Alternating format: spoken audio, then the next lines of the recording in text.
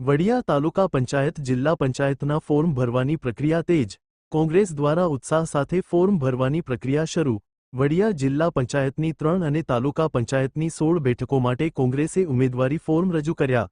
ઉમેદવારોના વિધિવત ફોર્મ મામલતદારને સુપ્રત કરાયા. કોંગ્રેસના નેતાઓએ જીતના વિશ્વાસ વ્યક્ત કર્યા.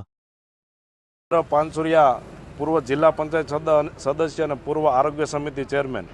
આજે અમે જિલ્લા પંચાયત તેમજ તાલુકા પંચાયત સીટના ઉમેદવારી નોંધાવવા માટે આજે અમે બહોળી સંખ્યામાં બહેનો અને ભાઈઓ સાથે આજે અમે અહીંયા બહુ ખૂબ ઉત્સાહથી અમે આજે ફોર્મ ભરવા આવ્યા છીએ અને કોંગ્રેસની જીત નિશ્ચિત છે. તાલુકા પંચાયત જિલ્લા પંચાયત કોંગ્રેસની બનશે એ અમને પૂરેપૂરો વિશ્વાસ છે. સત્યમ મકાણી, કુકાવ તાલુકા કોંગ્રેસ પ્રમુખ. આજરોજ 30 વડિયા જિલ્લા પંચાયત, કુકાવ જિલ્લા પંચાયતના 2 ઉમેદવાર, તાલુકા પંચાયતના ઉમેદવારો બધા અત્યારે બહોળી સંખ્યામાં ટેકેદારો સાથે ફોર્મ ભરવા આવ્યા છે. અને કોંગ્રેસ પાર્ટી એક